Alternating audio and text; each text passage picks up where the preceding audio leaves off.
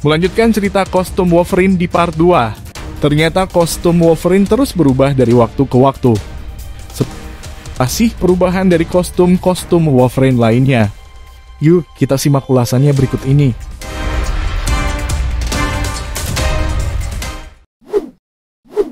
Tactical Black Uniform 1992.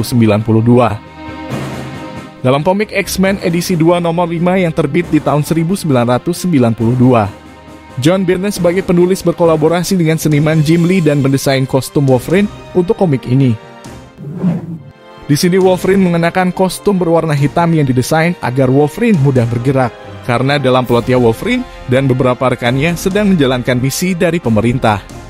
Selain itu, kostum Wolverine juga dilengkapi dengan bahan kulit berwarna hitam dan artileri. Feral kostum 1996. Di dalam komik ini, dikisahkan Wolverine kehilangan adamantium dan juga cakar-cakar ikoniknya. Hal ini menyebabkan kemampuan Wolverine menyembuhkan dirinya hilang dan dia pun keluar dari X-Men. Tetapi di pertengahan cerita Wolverine mendapatkan kembali kekuatannya serta bertarung melawan Sabretooth yang dipenjara di akademi. Sabretooth berhasil dikalahkan ketika Wolverine menghujamkan cakarnya ke otak Sabretooth. Namun kemenangan ini berpengaruh pada penampilan dan kepribadiannya. Di sini digambarkan Wolverine memasuki masa feral dan dia tampak menyeramkan walaupun masih mengenakan kostum biru dan kuningnya yang terkoyak. Wolverine juga mulai mengenakan bandana berwarna biru, terkadang merah, untuk menyembunyikan dirinya yang sebenarnya.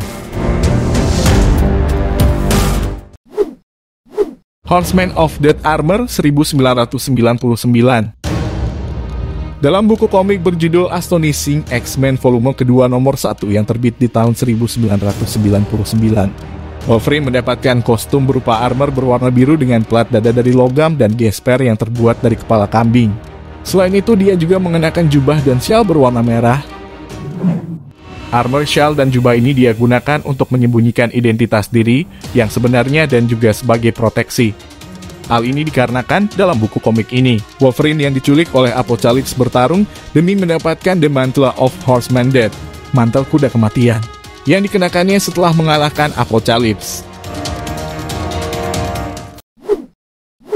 New X-Men Kostum 2001.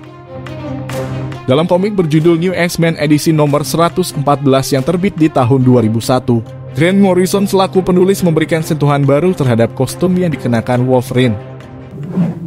Di sini para anggota X-Men termasuk Wolverine tidak lagi menggunakan kostum mereka yang biasanya. Wolverine didesain mengenakan sepatu bot berwarna hitam, celana dan jaket kulit, kaos ikat pinggang berwarna merah, dan kalung doktek.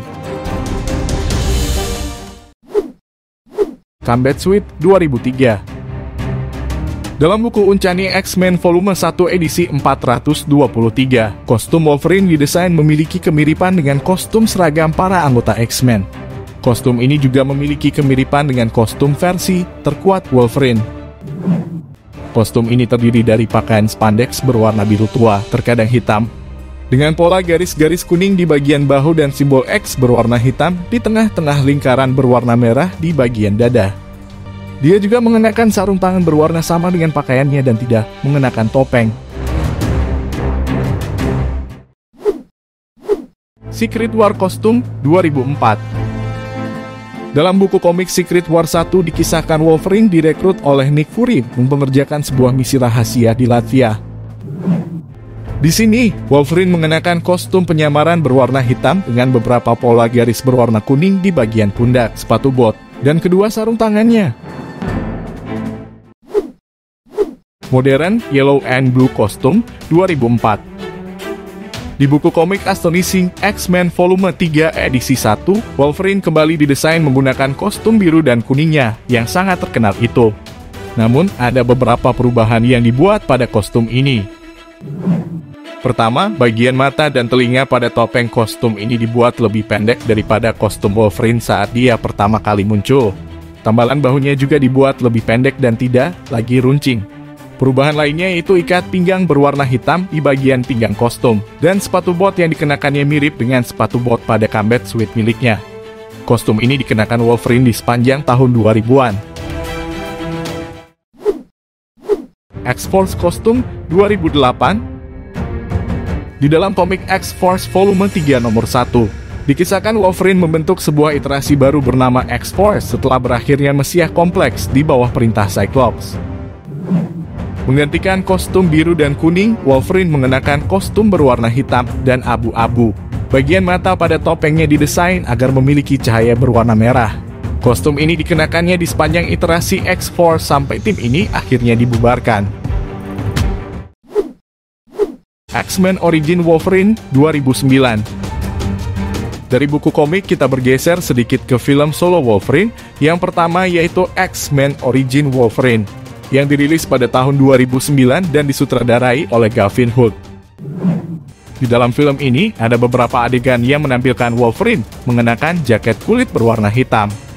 Nah, dalam promosi film ini beserta beberapa adegan lain di dalamnya, Wolverine tampak mengenakan kaos tidak berlengan berwarna putih. Field Gear Kostum 2010. Di dalam buku komik Astonishing X-Men Xenogenesis edisi pertama, Wolverine mengenakan kaos berwarna kuning dengan beberapa garis berwarna hitam, topi berwarna kuning dengan simbol X berwarna hitam, sarung tangan berwarna hitam, dan celana kaki.